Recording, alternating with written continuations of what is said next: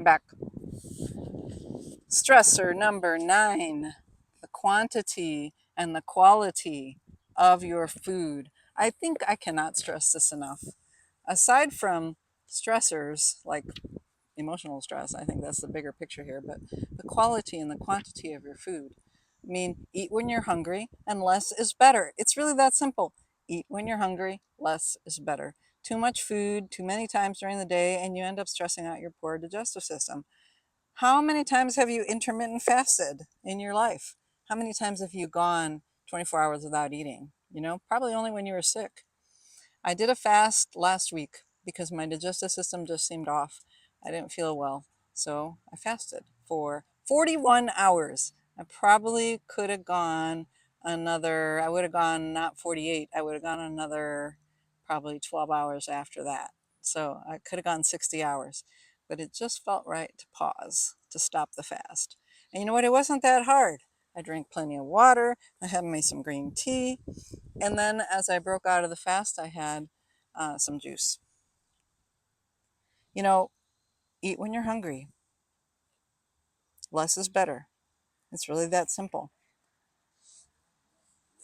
Dr. Marisol says, be a cougar, not a cow. Your D spot is a workhorse, and because it works so hard, it deserves a break. These days, you've been recommended by nutritionists and personal trainers to graze all day long. Grazing, however, is for cows, and you don't want to look like a cow. You want to look like a cougar, lean and mean, feeding only after a good hunt.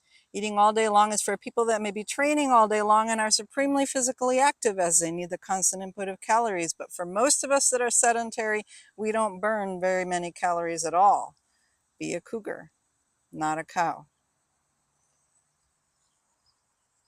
Don't eat a cookie while you vacuum. If you're going to be exercising, then exercise. And then eat food that fits in your fist. Eat until you're 80% full.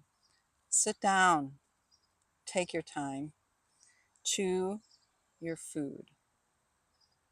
This is not a race. This is you starting the process of breaking down your food, digesting it so that your body can pull the necessary nutrients out of it so you can remake your cells and nourish your body. This is important. Enjoy your food. And then food quality. We have to have good food quality. If you're eating junk, of course you're not going to be that healthy.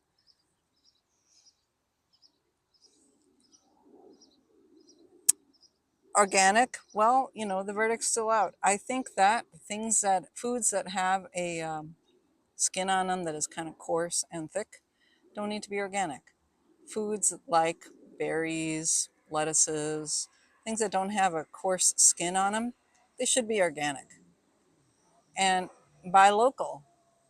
And that goes back to that principle of rotating your foods. If you are buying local, you're only buying what farmers are growing. We live in a day and age where we can get whatever we want whenever we want it, practically. But that's not always good for our body.